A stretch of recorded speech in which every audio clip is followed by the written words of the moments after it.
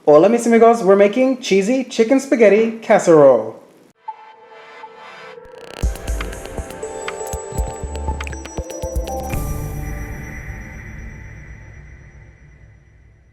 Here I am starting to boil about 2 pounds of chicken breasts, and when that is finished, I am going to reserve about 2 cups of the broth and set it aside to use for later. And in the broth that is remaining, I'm going to prepare 1 pound of spaghetti to al dente and set that aside. So I'm going to go ahead and take care of all of this, and then we will be back. Both my chicken and spaghetti are done. So now in the same pot with a little bit of oil, I'm going to add 1 onion that I have diced, along with 1/2 of a red bell pepper and 1/2 of a green bell pepper, both of which have been diced. And we're just going to saute this for a bit until everything has softened up.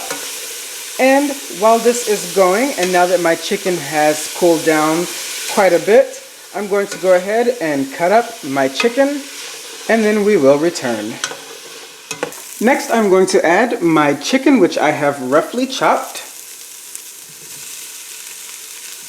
1 family-sized can of cream of mushroom soup, which is 22.6 ounces. And this is where that extra chicken stock comes into play.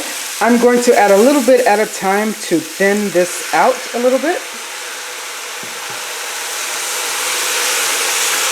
So far I have used just under a cup of that extra chicken stock, and so far this consistency is looking pretty great. So I'm going to go ahead and add in my spaghetti. Now I've gotten everything nice and coated, and if you find that yours is a little too dry, you can go ahead and add a little bit more of that chicken stock. Next, I'm going to add some salt and pepper to taste. And you want to be sure to taste everything before we proceed to the next step to make sure that it is to your liking. For this recipe, we'll be using a total of 2 cups of sharp cheddar cheese, and I'm going to add 1/2 of that into the pot right now. And also, we have preheated the oven to 350 degrees Fahrenheit. So I'm just going to get this cheese nice and stirred in, and then we will proceed.